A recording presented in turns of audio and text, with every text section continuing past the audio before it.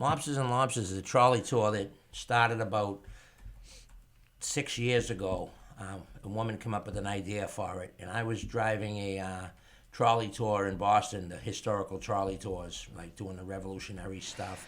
And she was come up with the idea, and she was working with one of the guys from the company that also drove the trolleys. And when I decided to come to the trolley tours, and he heard me speak, he said, "This is the guy for Mobsters and Lobsters."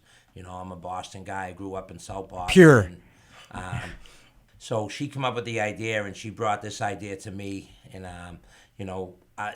working in Boston and growing up in South Boston, I knew a lot of the mob stuff. I always had a passion for it. Knowing all of that stuff, I sort of came up with the route for the tour and came up with the story. She told me the story she wanted to talk about, and it's called Mobsters and Lobsters. It's not just about mob stories. It's any of the major crimes in Boston, such as the Boston Strangler, the Brinks robbery, the Isabella Stewart Garden Museum robbery, stuff like that.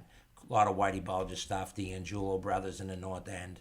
So she put the tour together. You know, I sort of built the whole route and wrote the script for it. And then I was her main driver. And then I met Victoria, and she became my sidekick for a while on the trolley. And then she took you full time, right? Yeah, and then about 2.5 years ago, the woman who had started the tour, she was into a lot of other stuff. She opened up a Cuban burger joint down in Key West, Florida. She was spending a lot of time down there, about 8 or 9 months a year, and we were basically running the tour, and she was reaping all the rewards from it. And then about 2.5 years ago, she decided she wasn't going to do the tour anymore. She was going to close it down, and I told Victoria to call her and see if we could buy the company from her, and we did, and it's been quite a ride since then.